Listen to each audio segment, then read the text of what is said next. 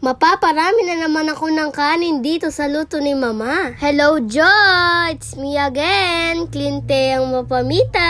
First time niya pong niluto ni Mami ko. Itong ulam namin ngayon. Sa isang bowl, nag-crack ng isang itlog. Naglagay siya ng pampalasang patis. And then, naglagay din siya ng all-purpose flour. At konting cornstarch. Oh, pronunciation. And then, pakagogome.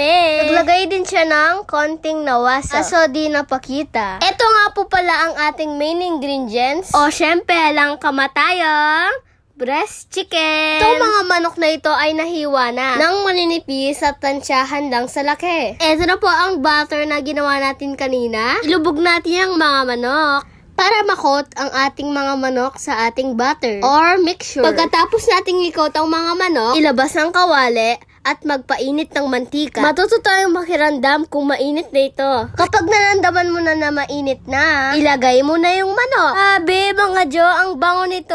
Ayan, titigan natin ang mga manok. Sa kakatingin natin, naluto na yung kabilang side. O diba, ang ganda ng kulay? Golden brown. So dito pa lang gusto ko nang kumain. Alam nyo ba, mga Jo, naging paborito ko na ito. Sabi ko nga kay Mama, magluluto pa siya ng ganito.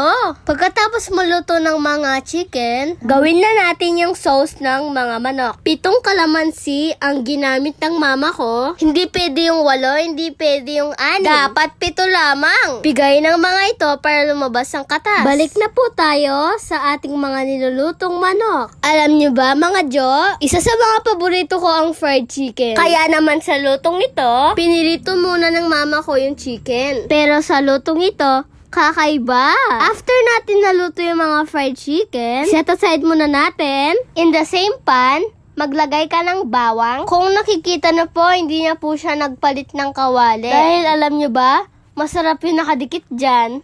Nandyan yung lasa eh. Nag-aroma na yung bawang kaya lagay na natin yung calamansi juice. Lagyan din natin ng toyo. Mga 2 kutsara. Yung sauce nito parang bistig lang. At para lalong sumarap ang ating sauce, naglagay din si Mami Bell ng oyster sauce. Tapos, wag niyong kakalimutan, pakagogoyejo.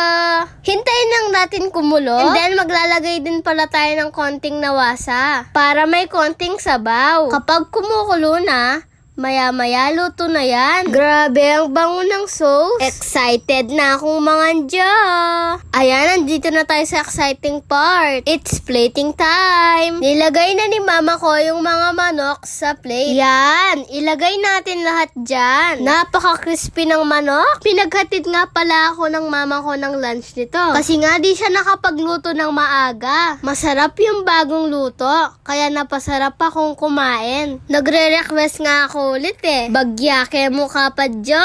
At ito nga yung sauce natin, ibubuhos natin sa topping. Kahit na may sauce, crispy pa rin yung chicken. Napakalasa nga ng sauce eh. Nagustuhan din ng mga sister ko. Kaya mga Jo, try nyong iluto ito. Siguradong mapaparami ang kain nyo. Tulad ko. Naglagay din siya ng sibuyas. Presentation ne, Jo. Kaya panglawi ako manyaman ne, Jo. Kung nagustuhan niyo po yung luto ng mami ko, mag-comment naman po kayo. May pa-slow motion pa si Jo. Hanggang dito na lang po ang aming cooking show. Please react, share, and follow. Yun lang. Thank you so much. I love you all. Bye-bye.